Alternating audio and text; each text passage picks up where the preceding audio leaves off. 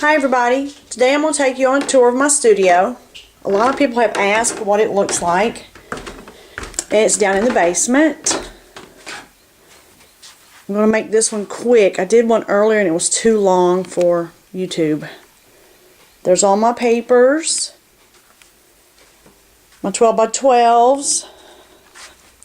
Here's some cardstock and there's my scrap box. I have pegboard on the walls that I put a lot of miscellaneous stuff on, like embellishments, chipboard albums, etc. I have everything in stations. This is my embossing station, my Big Shot station, my Sizzix, my Xyron. There's a lot of my dies. Here is a metal sign that I found behind our barn. I brought it in and washed it, and I put magnets on the back of those little tins. I can see things very easily. I don't have to hunt through boxes or cups.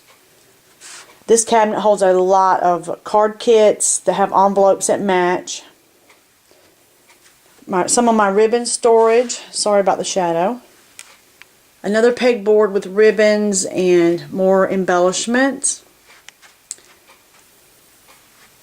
This is my embossing station for the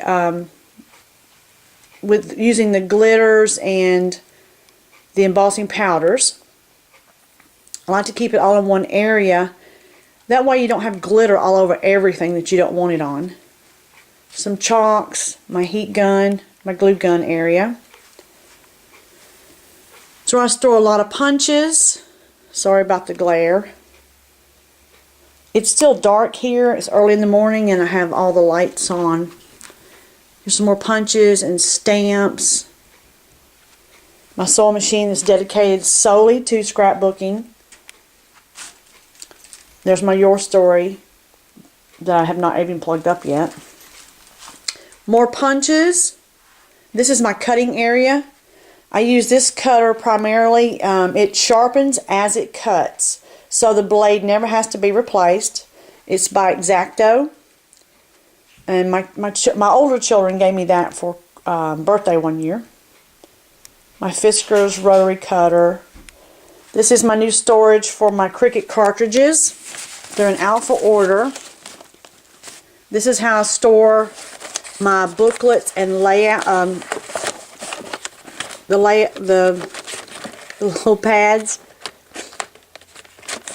I have them in alpha orders also.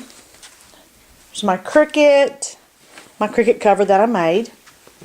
I have the blue Cricut, or turquoisey color. I'm not sure what color that they call that one, but that's how the blue color on the walls came about. My daughter's Cricut. She got a baby bug for Christmas. She absolutely loves it. This is the storage, all of these file cabinets. This is the storage for my decorative painting books. Of course, they're in alpha order also. That way, if I need to look for a particular book, I know exactly where to go. So there's probably about 1,000 books in here. This is reference books, art books, sewing books, anything I like to look back on to get some ideas or some help with something.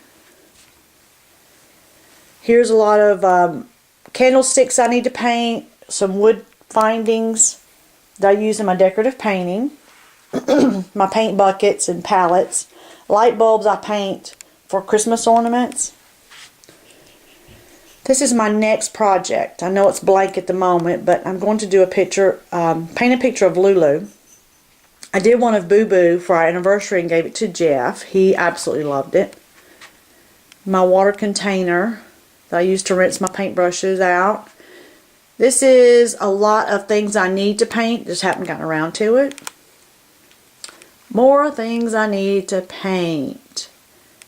And here are my paint racks.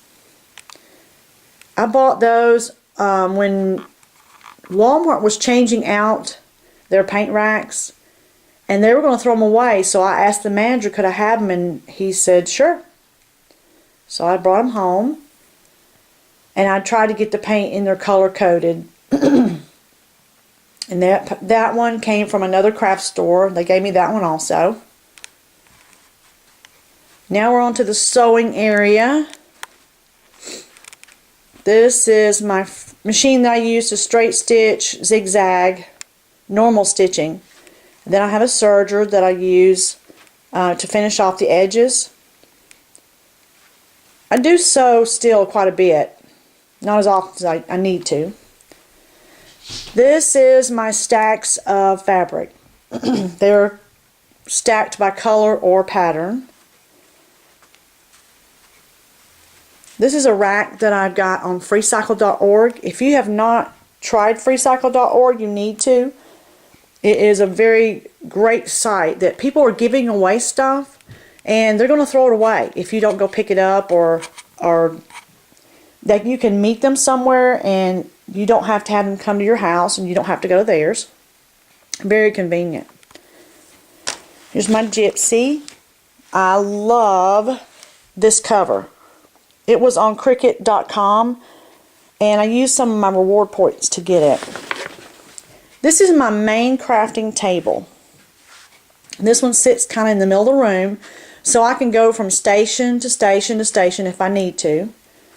Some of my Creative Memories stuff and my ATG gun, all my glues and markers and ink pads, and everything's pretty much right here. This is a box of unfinished scrapbooking pages that I just brought back from a crop that I went to a couple weeks ago. My idea books, and of course my candy. What crafters doesn't have candy on their table at some point in time? So that's it, and there's one final thought. And I hope you enjoyed this little trip through my wonderland that I love so much.